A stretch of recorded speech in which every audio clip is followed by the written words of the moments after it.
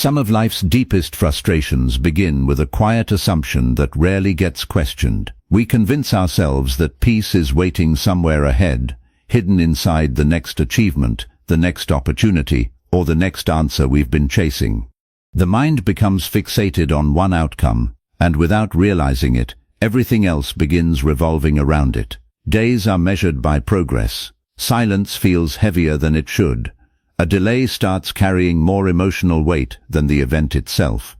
Little by little, your life is no longer shaped by what you are living. It is shaped by what you are waiting for. That is where something subtle begins to happen. The future quietly takes ownership of the present. Confidence becomes tied to results. Ordinary uncertainty starts feeling like a personal threat. Ironically, the clarity people search for rarely appears while they are trying to force certainty out of life. It often arrives only after the constant pressure to control every outcome begins to fade. This is not because life suddenly becomes easier or fortune changes its mind. It is because the mind finally stops exhausting itself fighting realities it was never meant to command. Once that struggle loosens, attention returns to what has always been within reach, and everything begins to feel different, even before circumstances do. Long before psychology gave names to attachment, rumination, and cognitive bias, the Stoics were examining the same invisible conflict from another direction. Their insight was never an invitation to lower your ambitions or withdraw from life. It asked for something far more demanding. Pursue what matters with discipline, but never surrender your peace to the result. That single distinction quietly changes the way you work, the way you love, and ultimately the way you experience life itself. Most people confuse attachment with dedication because attachment feels active. It keeps the mind busy. It convinces you that checking, worrying, planning, and replaying every possible outcome is proof that you genuinely care. If you stop carrying that constant tension, a quiet fear begins to appear. It whispers that you are becoming careless, that you are lowering your standards, that you are giving up before the result arrives. This misunderstanding traps countless people in a cycle they mistake for responsibility. They believe peace must wait until the goal is achieved. The relationship is secure, the opportunity arrives, or the uncertainty finally disappears. Until then, they feel obligated to remain mentally tied to whatever they want most. The strange part is that this habit rarely produces confidence. It produces exhaustion. The mind becomes so occupied with protecting tomorrow that it loses the ability to experience today. Without realizing it, life becomes an endless rehearsal for a future that never seems ready to arrive. The Stoics noticed something that still feels uncomfortable to accept. Human beings suffer less from uncertainty itself than from their refusal to accept that uncertainty exists. Events come and go according to countless causes that no single person can command. Yet the mind continues acting as though enough effort, enough worry, or enough preparation will eventually force reality to cooperate. As Epictetus advised, don't demand that things happen as you wish, but wish that they happen as they do happen, and you will go on well. This creates a hidden conflict that runs beneath ordinary life. Outwardly everything may appear calm. Work continues. Conversations happen. Goals remain in place. Internally, however, there is constant resistance. Reality keeps unfolding one way, while the mind insists it should unfold another. That silent disagreement drains enormous amounts of emotional energy because every unexpected delay is interpreted as failure instead of part of life's natural movement. Anxiety begins growing in places where nothing dangerous is actually happening. It grows because expectation has become stronger than observation. Instead of seeing events as they are, the mind keeps comparing them to the version it demanded they become. This explains why two people can experience the same setback and leave with completely different states of mind. One immediately begins constructing stories about what the setback means. Perhaps everything is falling apart. Perhaps they have fallen behind. Perhaps they are losing something that can never be recovered. The other experiences the same disappointment, but refuses to hand it unnecessary meaning. They acknowledge the difficulty without allowing imagination to expand it into catastrophe. The external event remains identical, but the internal experience becomes entirely different. Stoicism repeatedly returns to this distinction, because it understands that emotional suffering often begins with interpretation long before it begins with reality. The event enters through the senses only once. The mind, however, continues replaying it hundreds of times, each repetition strengthening the illusion that something must be immediately fixed before peace can return. That is why attachment quietly changes the way you see the world. It narrows attention until everything becomes evidence supporting the same fear. Small delays suddenly appear significant. Silence feels threatening. Ordinary uncertainty feels deeply personal. The mind begins searching for reassurance in every conversation, every message, every opportunity, and every passing day. Even moments of progress fail to satisfy because attachment immediately shifts its focus toward the next concern waiting on the horizon. Satisfaction becomes temporary, while worry becomes permanent. There is always another outcome demanding protection, another possibility requiring control, another uncertainty refusing to disappear. The pursuit itself slowly transforms into vigilance, and vigilance eventually becomes a way of living, rather than a temporary response to challenge. People often assume this constant mental activity demonstrates commitment, yet genuine commitment looks surprisingly different. A disciplined person still works hard. They still prepare carefully. They still pursue meaningful goals with determination. The difference lies beneath the action rather than within it. Their effort is no longer tangled together with desperation. They give full attention to what can actually be influenced, while allowing everything else to unfold according to causes far greater than themselves. This creates a remarkable kind of steadiness, because success is no longer carrying the impossible responsibility of protecting their identity. Failure also loses much of its power, because it cannot destroy something that was never built upon outcomes alone. Progress continues, but panic gradually loses its place within the process. Gradually, another realization begins to emerge. Letting go never meant abandoning what matters. It meant releasing the illusion that anxiety somehow improves the future. Worry feels productive because it keeps the mind occupied, but occupation is not the same as effectiveness. Endless thinking often disguises itself as preparation while quietly preventing action rooted in clarity.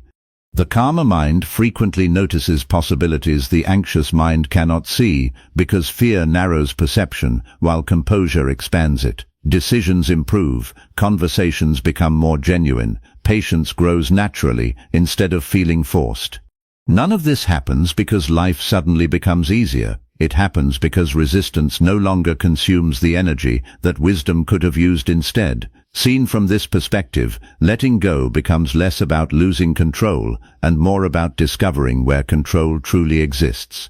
The Stoics never encouraged indifference toward life. They encouraged precision. Direct your strength where your character can actually shape events. Release your demand that reality obey your preferred schedule. Continue walking toward what matters with patience instead of pressure. Ironically, this is where genuine confidence begins to replace constant tension.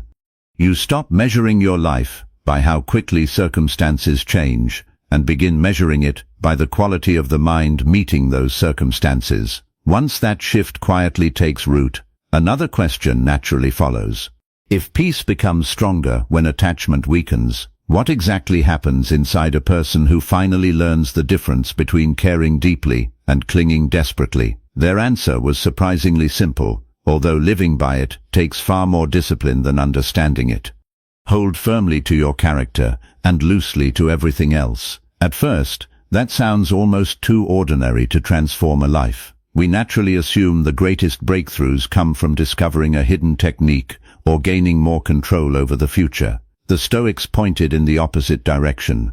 They believed the strongest person is not the one who controls circumstances, but the one who refuses to let circumstances control the condition of the mind. Once that distinction becomes clear, something subtle begins to change. Goals remain, ambition remains, effort remains.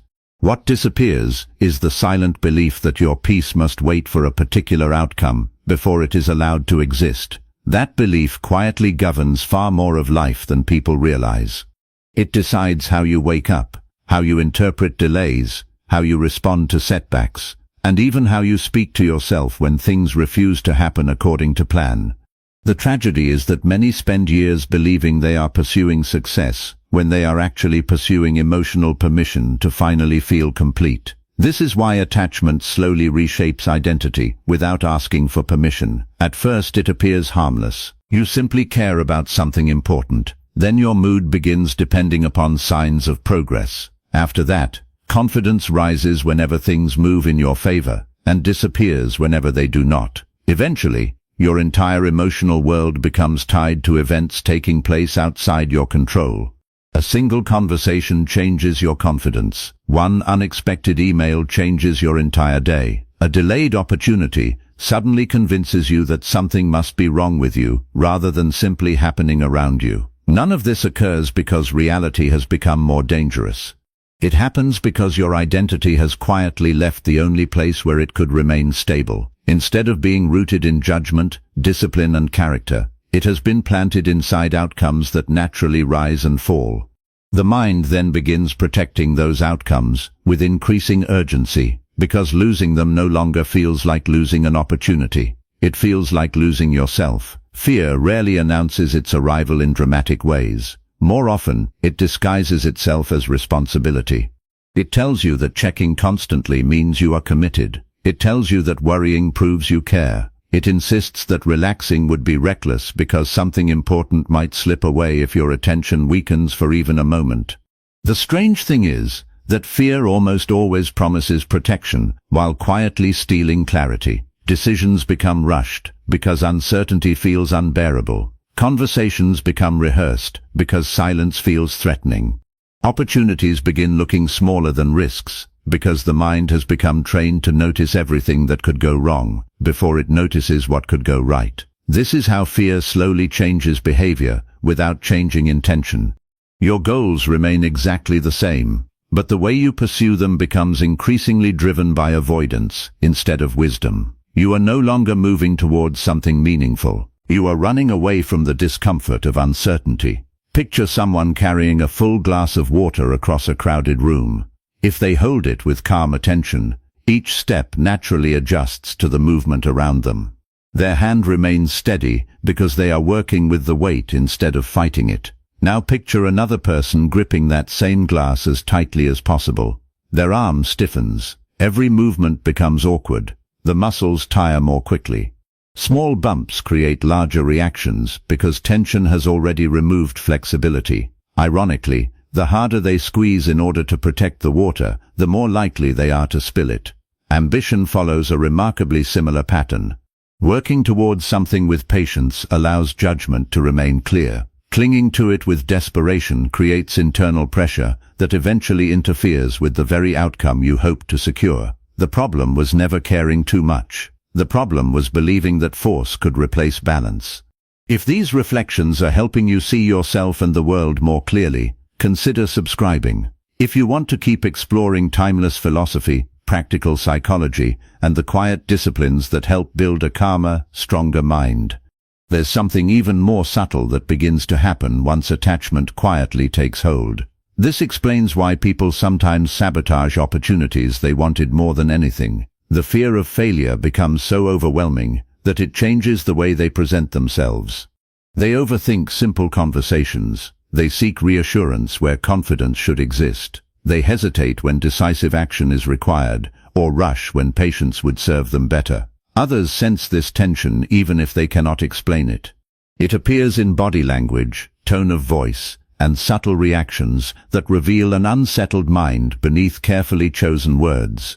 The Stoics understood that the state of the inner life inevitably shapes the outer one. Character expresses itself through countless small actions that no performance can permanently hide. A calm mind naturally creates calm behavior. A fearful mind continually leaks fear into decisions, regardless of how composed it tries to appear. The remarkable part is that this process also works in the opposite direction. When your attention returns to what actually belongs to you, fear gradually loses its authority. You stop asking whether circumstances will reward you and begin asking whether your actions reflect the person you intend to become. As Marcus Aurelius reminded himself, you have power over your mind, not outside events. Realize this, and you will find strength. Progress becomes measured by consistency instead of immediate results. Patience stops feeling like forced waiting and begins feeling like quiet confidence. You still hope for meaningful outcomes because hope itself is not the problem. The difference is that hope no longer controls your emotional foundation. You become capable of working with extraordinary commitment while remaining emotionally free from the illusion that one result can define your worth. This is not emotional distance, it is emotional maturity. Many people worry that letting go of attachment will reduce ambition, but the opposite often happens. When fear stops consuming attention, enormous amounts of mental energy become available for observation, creativity, and disciplined action. You notice details that anxiety previously overlooked. You listen more carefully because your thoughts are no longer racing toward imagined futures. You recover more quickly from disappointment because setbacks become information rather than identity. Even persistence changes.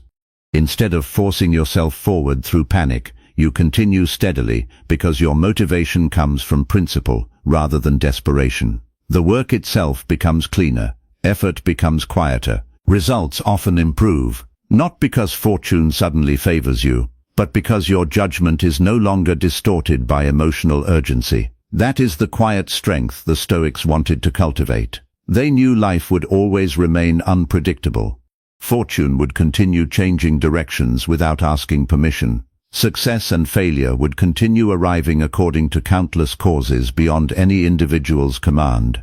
Rather than trying to master uncertainty itself, they focused on mastering the one place where genuine freedom could always be found. The disciplined mind does not become indifferent to life. It simply refuses to become dependent upon what life chooses to give or withhold. Once that freedom begins taking root, another realization naturally follows.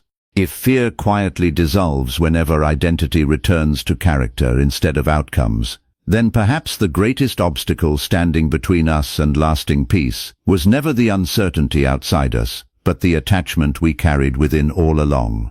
Desperation rarely announces itself with dramatic words. It reveals itself through subtle changes that gradually become habits. A person who once spoke with calm confidence begins searching every conversation for reassurance. Silence suddenly feels uncomfortable because the mind immediately fills it with imagined rejection. Small delays become personal insults. Ordinary uncertainty becomes evidence that something important is slipping away. The outside world has not changed nearly as much as the inner world has. Fear quietly rewrites the meaning of ordinary experiences until almost everything appears connected to the one outcome that has become emotionally indispensable. This is why desperation is so difficult to recognize while living through it. It disguises itself as commitment. It convinces you that constant mental pressure is the price of caring deeply. In reality, it slowly steals the very qualities that make thoughtful action possible. Patience weakens, attention fragments, judgment becomes clouded. Without intending to, you stop responding to life as it unfolds and begin reacting to stories your anxious mind keeps inventing about what might happen next. Watch how this unfolds in everyday situations. Someone waits for an important response and checks their phone every few minutes, not because anything has changed, but because uncertainty has become unbearable. Another enters a conversation already imagining every possible mistake before a single word has been spoken. Someone pursuing a meaningful goal cannot appreciate today's progress because their thoughts remain fixed on a destination that still feels too far away. None of these people lack discipline or intelligence. They are simply carrying an emotional weight that quietly alters the way they interpret reality. The present moment stops being experienced directly. Instead, it becomes filtered through fear about the future. Even success begins losing its ability to satisfy because every achievement immediately gives birth to another concern waiting just beyond it. The mind never truly arrives anywhere because it has learned to survive by constantly searching for the next threat. The Stoics understood that fear becomes strongest whenever the imagination outruns reality. The human mind possesses a remarkable ability to create futures that do not yet exist, and then react to them as though they are already happening. A meeting tomorrow creates stress today. A possibility next month produces disappointment this week. A conversation that has never occurred begins shaping your emotions before another person has even entered the room. This ability allows human beings to plan wisely. But without discipline, it also becomes the source of unnecessary suffering. The imagination is meant to serve judgment, not replace it. Once fear takes control of that relationship, possibilities become predictions, and uncertainty begins, masquerading as certainty. The mind no longer asks what is actually happening. It asks what terrible outcome must be prevented. That subtle shift changes everything, because your attention leaves the reality in front of you and becomes trapped inside a future that may never arrive. This explains why desperate people often struggle to make their best decisions. Their thinking becomes increasingly narrow, because fear always seeks immediate relief rather than lasting wisdom.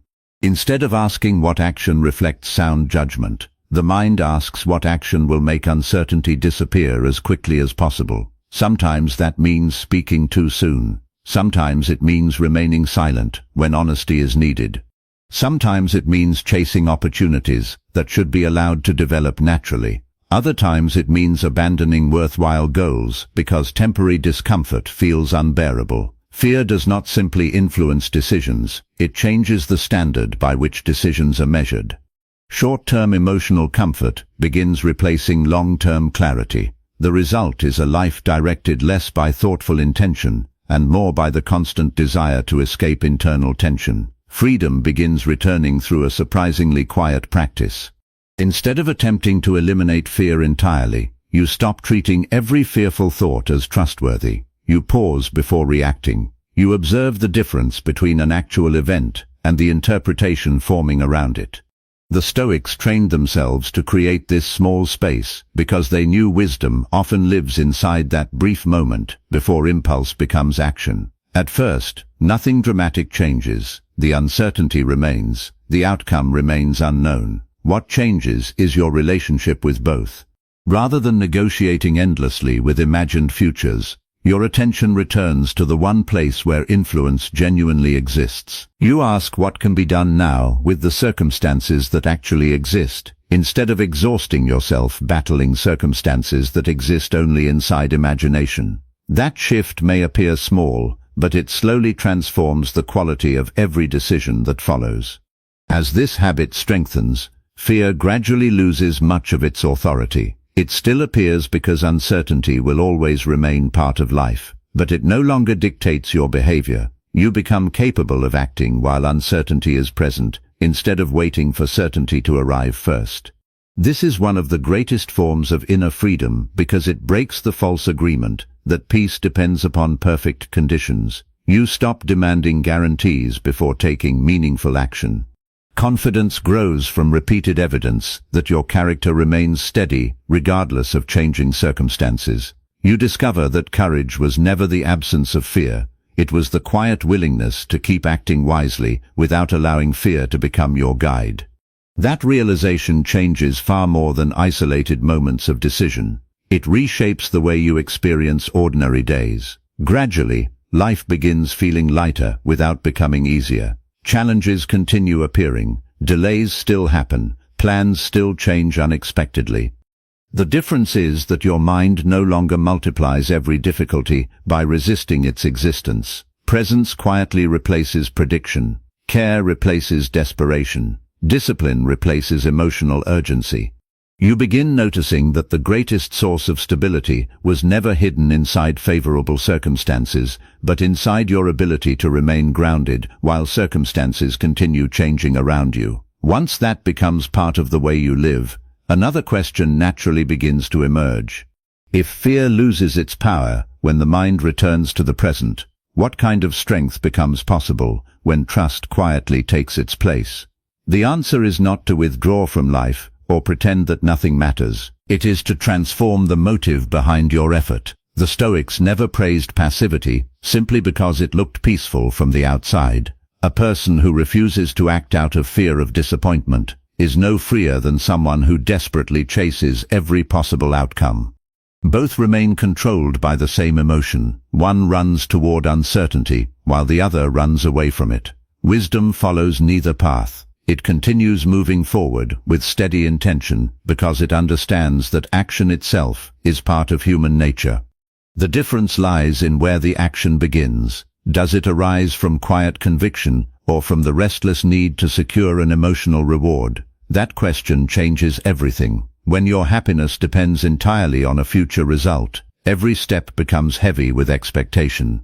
But when your effort grows from character itself, each action carries its own meaning, regardless of what tomorrow decides to bring. Suddenly, work is no longer a bargain made with fate. It becomes an honest expression of the person you choose to become each day. As fear slowly loses its influence, another unexpected experience begins replacing it. Mental space returns. Thoughts become less crowded because they no longer spend every waking moment negotiating with imagined futures. You notice simple things again. Conversations feel richer because your attention is fully present instead of divided between listening and worrying. Decisions become clearer because they are no longer filtered through emotional urgency. Even waiting changes its character.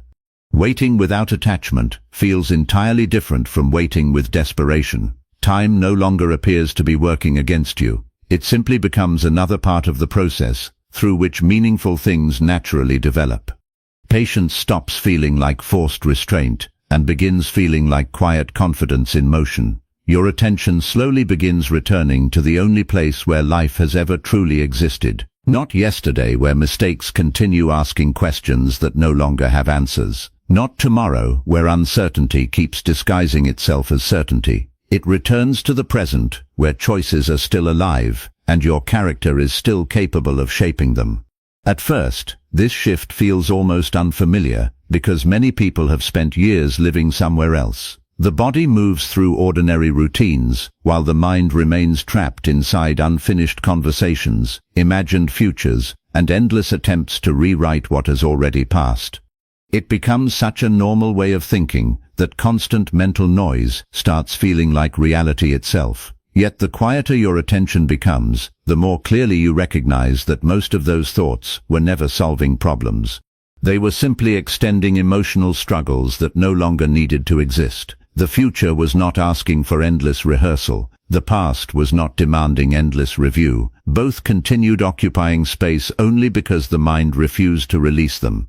This is where genuine presence begins revealing its quiet strength. Presence is often misunderstood as a pleasant feeling or a temporary state of relaxation, but the Stoics viewed it as something much more practical.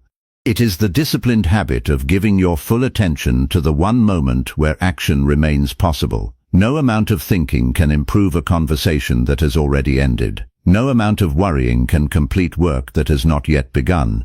The only place where judgment can express itself is the present decision standing directly in front of you. Once this becomes more than an idea and starts becoming a habit, life gradually feels less fragmented. Your energy is no longer scattered across dozens of imagined situations competing for attention. Instead, it gathers around what can actually be influenced. The mind becomes less crowded, not because life has become simpler, but because unnecessary resistance has quietly begun disappearing. Something surprising happens when that resistance fades. Small moments recover a depth they seemed to lose long ago. A simple conversation becomes easier to enjoy because your attention is no longer divided between listening and predicting how everything will end. Walking outside feels different